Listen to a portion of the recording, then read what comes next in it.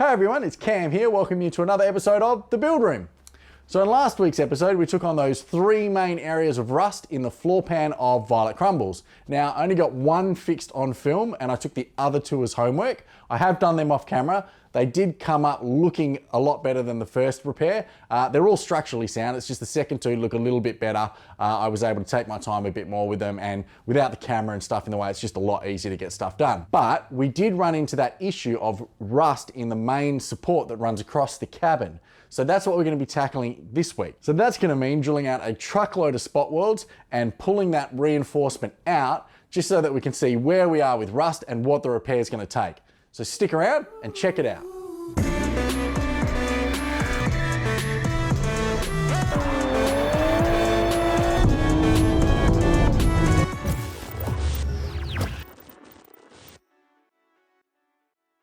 Okay, so this is the offending piece of metal. It's basically a brace that goes between each of the internal sills. There's about 50 spot welds that are holding it to the floor pan and the sills themselves. I'm gonna have to drill every single one of those out so that I can remove this piece cleanly without bending it, repair it over on the bench, and then I'll come back and look at the floors here, and hopefully there's not too much damage in the floors themselves, but I'll repair whatever needs to be repaired. I will clean and undercoat, put this back on, and then weld it in place. And I'll weld it in place basically by plug welding through the original spot weld holes. And I'll show you the tool that I'm going to use to drill out the spot welds in a second. But the reason that I'm doing it this way is because from the underside, like I'd like to just be able to inspect the underside, give it a good poke and a tap and make sure that there's no thin bits of metal and move on. But the actual chassis rails cover up some of the area that I'm gonna wanna check to see if it's rusted through. And also at the ends on the internal sills, there's a lot of rust that is gonna be really hard to fix properly while this brace is in place. Better to take this off now and be 100% certain that this is fixed well. Luckily, I don't have that problem with the front brace. The front brace doesn't really have anything other than light surface rust, and I can see under a lot of it, and it all looks in really good condition, and it's only a single layer, so I can also check it from the underside of the car. So I'm happy I don't have to remove that one. This one is gonna be a pain, but the quickest way to get through it is just to get started. Okay, so this is a Rye Tools 3/8 of an inch spot weld cutter. Now, 3/8 of an inch is 10 mil. You can get smaller versions. There's an 8 mil. There might even be 6 mils in other cutters. I went for the 10 because the spot welds on Violet Crumbles are quite big. And if you don't drill a big enough hole, you're obviously left with a significant amount of steel outside the cutter's range, and it kind of defeats the purpose. So basically a spot weld cutter is like a mini hole saw, and it's got a retractable brad point on the end of it. So if we have a look at this, if I get the camera to focus, as I push in, it's like a movie knife, and it just retracts into the housing. That's designed so that you can center punch a spot weld and then run the brad on that center punch, and it should cut in the center of the weld. Now, that works well in theory, and it does work well if you've got a particularly flat piece of steel that's been spot welded together. But I've found that when you're trying to do the more complicated areas of the car and they're on curves, or especially with old cars, they weren't done by a robot in a lot of cases, they're done by a person. So they are not as neat and clean as you'd like. So this does tend to wander. And if it does wander, what you end up having to do is do either a much deeper center punch, or you just drill a pilot hole. And you can drill like a 2.5 mil pilot hole, and that will usually allow you to keep it where it needs to be. And then when you go back and weld these up, a 2 mil hole is really easy to just zip up with the MIG. So it's not the biggest deal in the world, but it does make things a lot easier. Now you can pick these up on eBay or Amazon or whatever. They can be quite cheap, and they do have a reversible end on them. So this is obviously used. You can just switch that over, and now we've got a new cutting head on it. So I think they're about 10 or 20 bucks. You can get some that have more than one head in them, and that's not too bad, because you know they do tend to blunten after time. You still use a cutting fluid and all that sort of thing with these things and cut on a slow speed. Otherwise you will just heat them up, soften them, and burn right through them. So anyway, we have the tool, so let's get to cutting.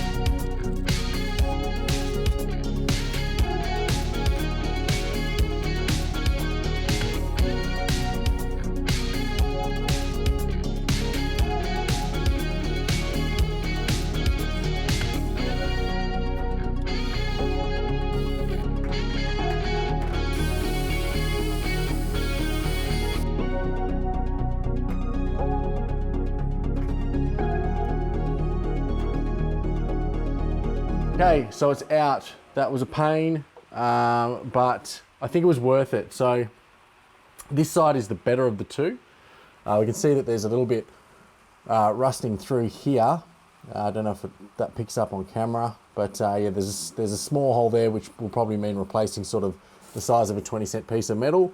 In terms of drilling out the spot welds, it went pretty well. You definitely need the pilot hole. I tried over on the other side, just drilling some holes that were sort of only through the top layer.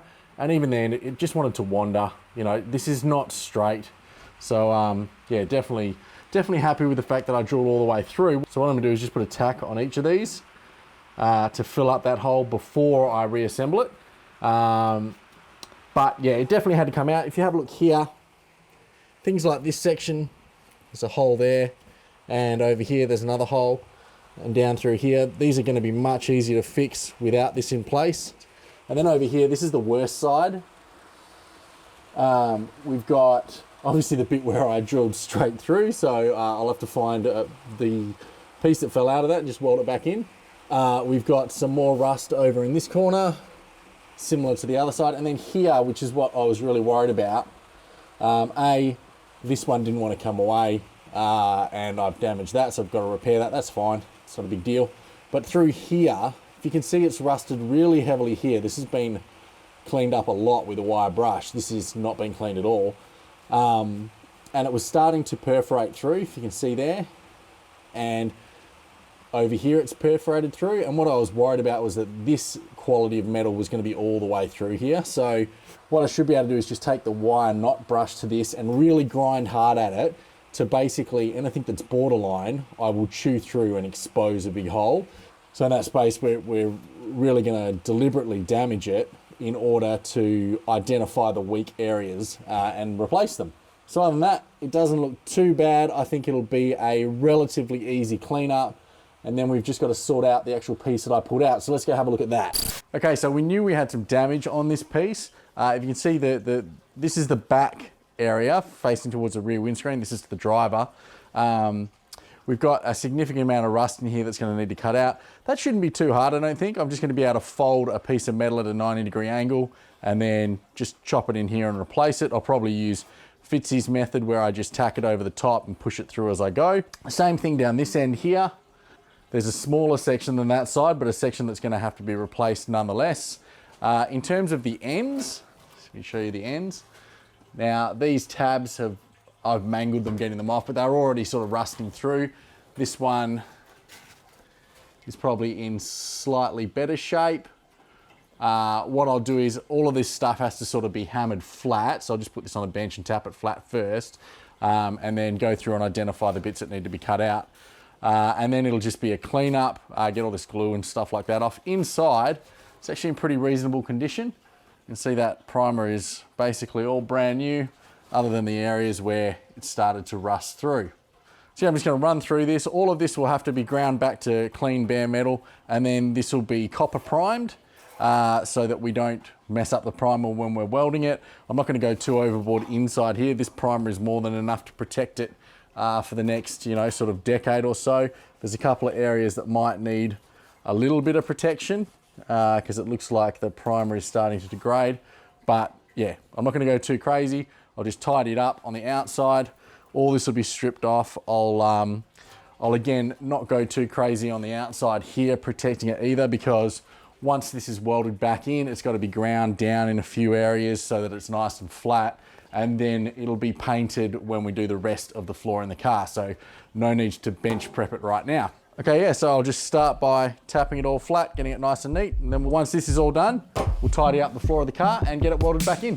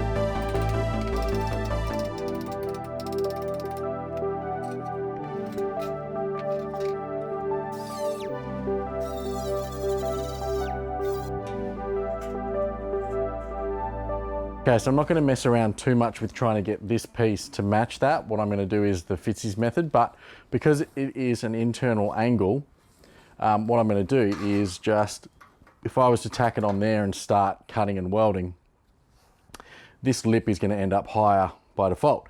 So what I'm going to do is just cut through these places where I need this to sit so that I can get it down to the right height first, and then tack it in at the right height on the back and then push it backwards. Just makes it a little easier.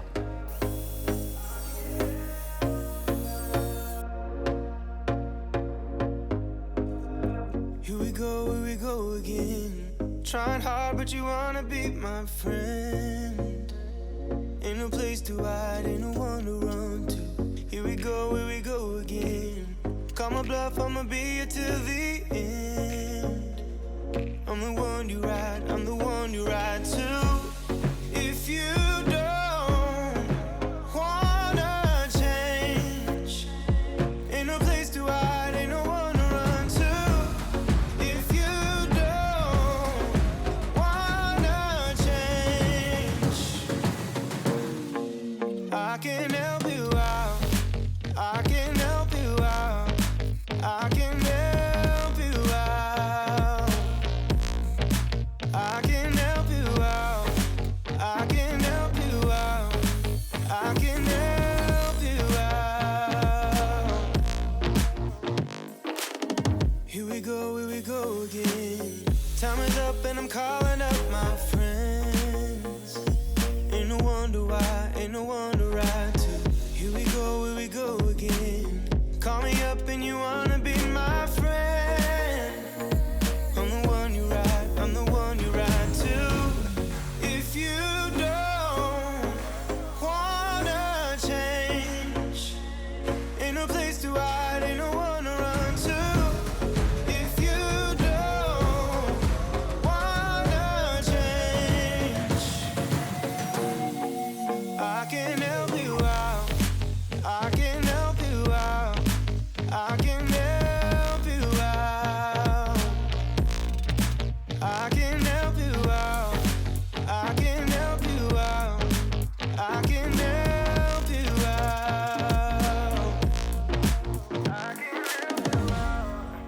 I can help you out, I can help you out, I can help you out. Look, if you don't wanna change, ain't no place to hide, ain't no one to run to. If you don't wanna change, I can help you out, I can help you out, I can help you out, I can help you out, I can help you out, I can help you out. Okay, so that is the Weld. Seems to be okay. It's a bit warm now, so I'm not going to touch it too much or try and flex it, but I do have to go back and fill that hole there, which I didn't realize was there.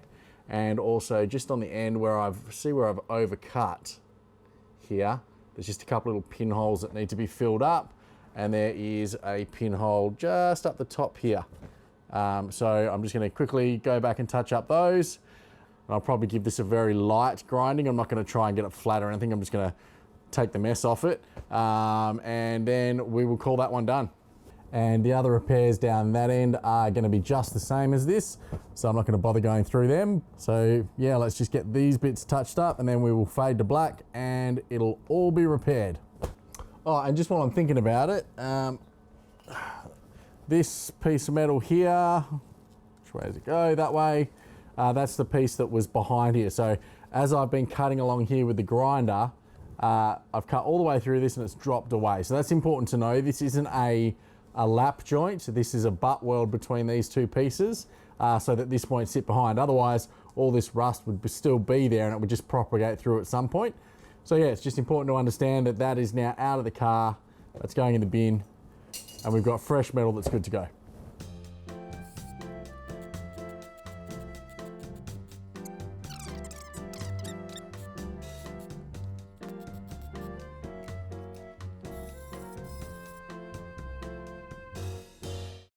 Okay, so repairs are completed there and there. Both came up pretty good. I think that's all of the repairs. I've just neatened up some of the tabs and things by cutting them off because I don't need to spot weld back into them, so I just need decent sheet metal to weld down the side of. But we should be good. All I'm going to do now is give this a clean up with a wire brush and some strip it discs and things like that. And then I'm going to wire brush the inside of the car too, and we'll see where we're at.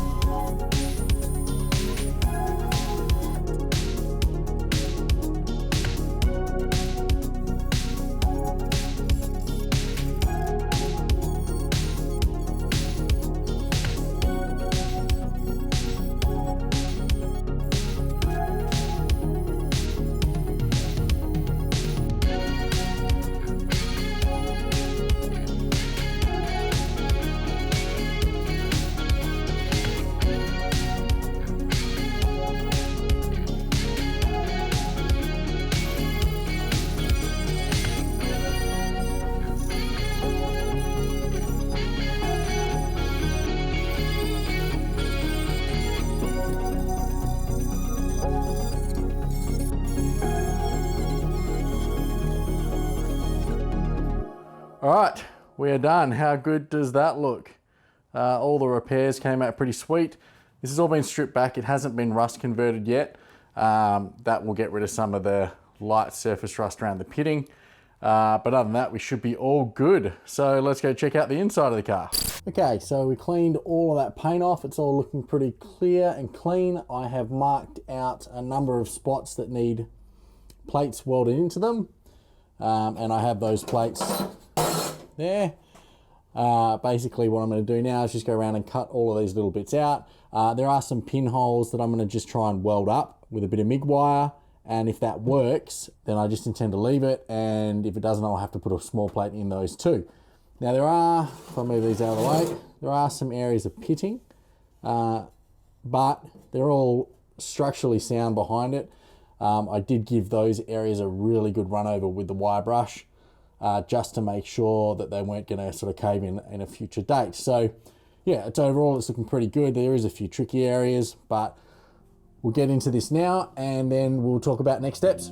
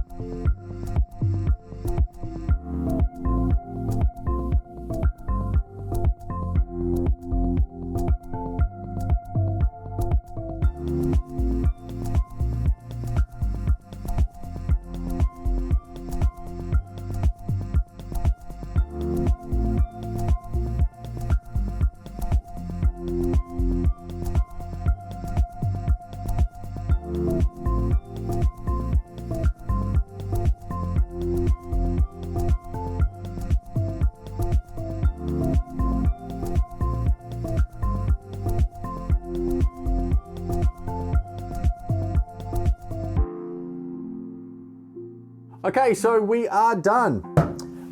It all came together pretty well. There were a few little bits and pieces that I need to fix up, little pinholes, and I did that. Most of the patches have come out really quite neat and I've ground them down flush.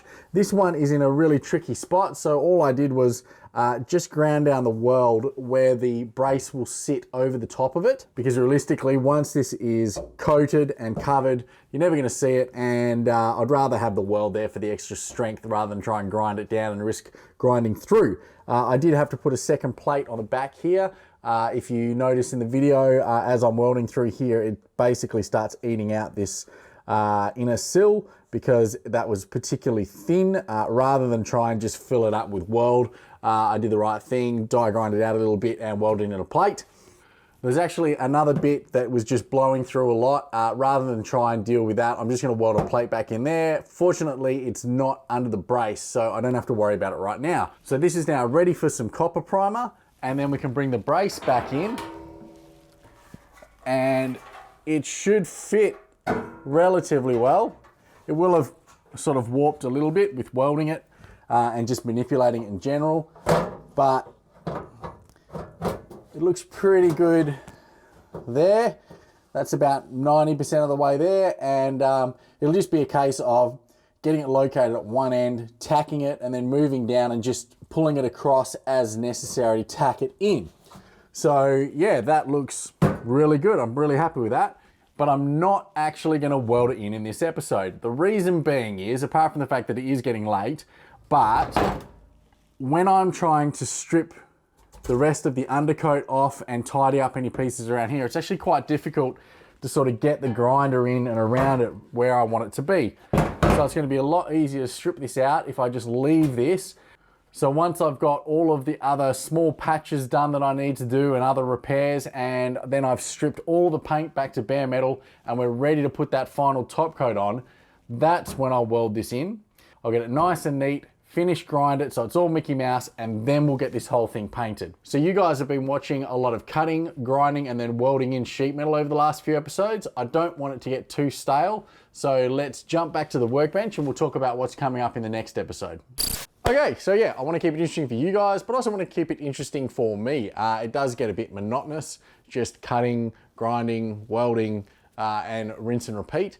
And leaning over into the interior for the entire day also does a number on your back. So yeah, I would welcome a change at this point. Now, before the episode where we stripped off the sound deadener with dry ice, I did say that I'd gone under the car and I'd stripped out brake lines and fuel lines and other bits and pieces that would have gotten away or I could have cut into while I was working on this. While I was under the car in this episode, I noticed that I did miss one line, and then when I tried to take it out, it's actually held in place by the, or not held in place, but it can't come out because the cross member of the gearbox is in the way.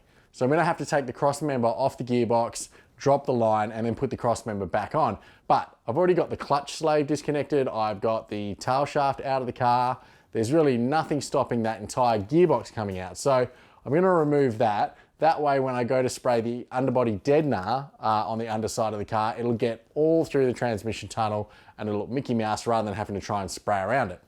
And while I've got the gearbox out, that rear output shaft seal was leaking. So I've got a new one of those and I'll replace that. And then I'll run through the underside of the car and just make sure there's nothing else that's gonna come and trip me up when we go to paint this thing. So yeah, all that coming up in the next episode. And if you're new to the series, I'd say go back and watch it from the start. I'll put a link to the playlist here, and I'll also put some episodes about the A90 Supra down here. Other than that, I just want to say thanks for watching, and I'll see you next time on The Build Room. Bye for now.